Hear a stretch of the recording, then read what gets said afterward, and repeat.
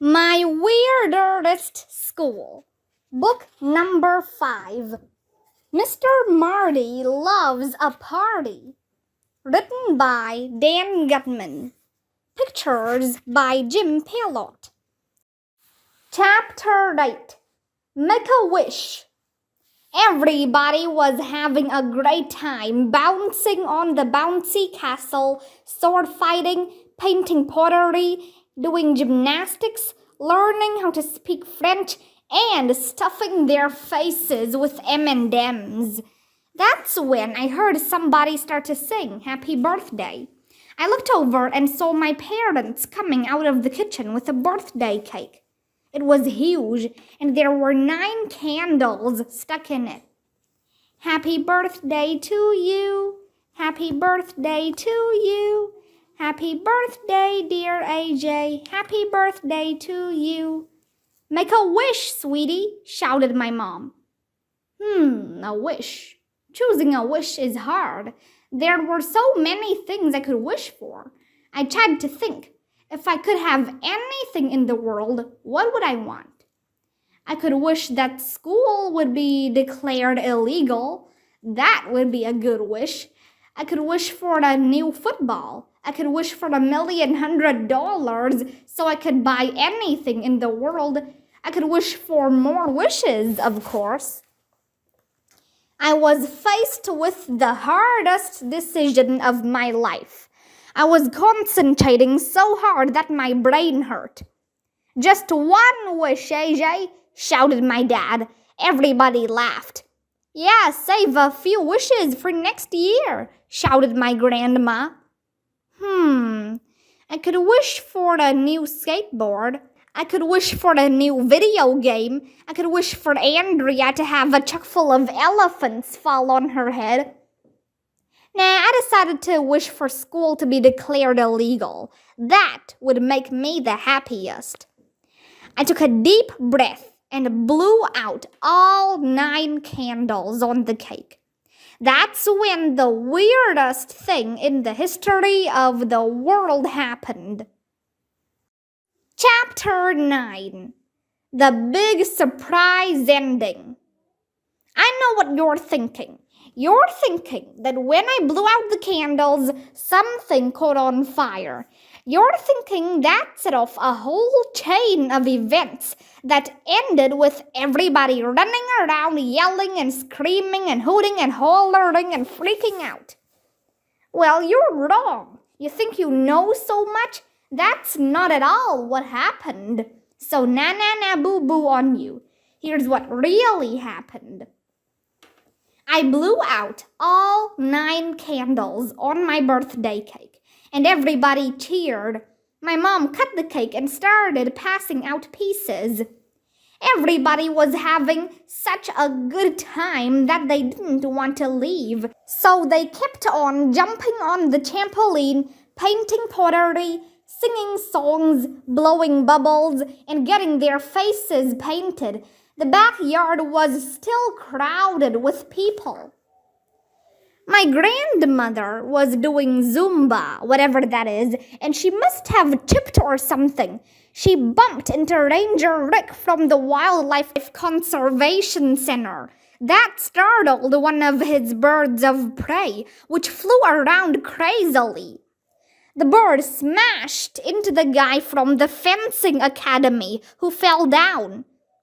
As he was falling, his sword went flying out of his hand. It landed right in the middle of the giant inflatable bouncy castle, poking a hole in it. Psst!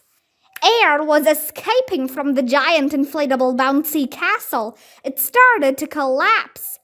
Mrs. Wizard ran over with some duct tape to patch the hole in the giant inflatable bouncy castle. But on the way over, she bumped into the paint-your-own pottery table.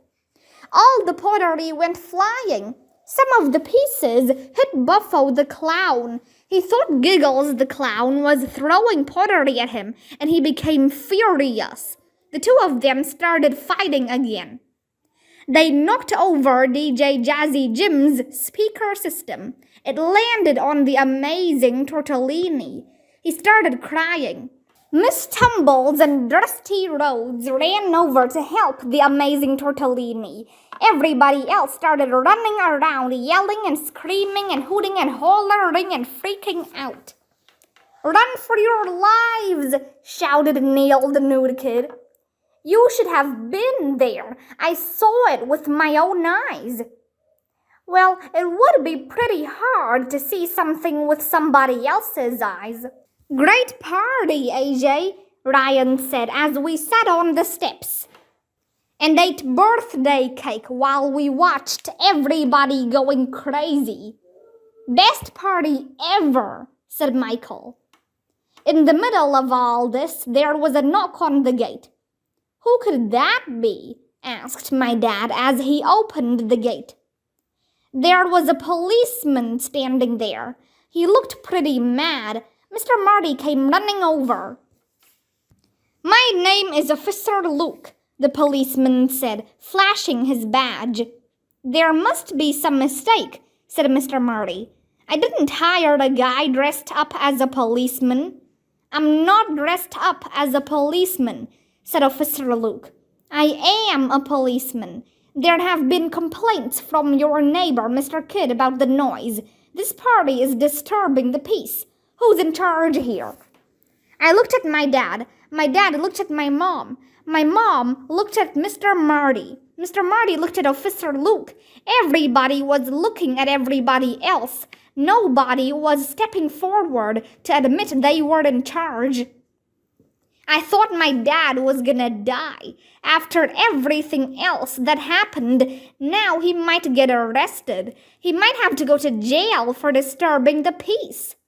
"I can't hear you," said Officer Luke. "I said who's in charge here." That's when the weirdest thing in the history of the world happened. "I am," somebody hollered. "I'm in charge."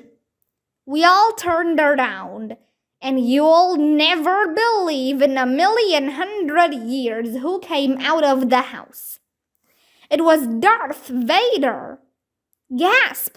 Everybody gasped as Darth Vader walked across the backyard, just like he does in the movies. Everybody stepped aside to let him through. It was cool. "You're in charge?" asked Officer Luke, the policeman. "That's right," said Darth Vader. "What's the problem?" "This party is out of control," said the officer. "You're under arrest for disturbing the peace." "You can't arrest me," said Darth Vader. "Oh yeah? Why not?" Darth Vader paused for a ridiculously long time. "Luke," he finally said, "I am your father." "Very funny," said Officer Luke. That's when the weirdest thing in the history of the world happened. Darth Vader took off his Darth Vader helmet. "Dad!" shouted Officer Luke. "You never told me you dressed up as Darth Vader. I thought you were a real estate salesman." "I do this in my spare time," said Darth Vader. "That's how I was able to earn enough money to put you through the police academy." Then Officer Luke and his dad hugged, and everybody clapped. My mom started crying. Well, that's pretty much what happened. Mr. Marty thanked everybody for coming to the party and apologized for emailing all of his clients by accident. We gave Officer Luke a piece of cake to show our appreciation, and Miss Donna offered to give him a free Zumba lesson, whatever that is. After everybody went home, I opened my presents. Ryan got me a new football. Michael got me a new skateboard. Neil got me a new video game. I got lots of other cool stuff too.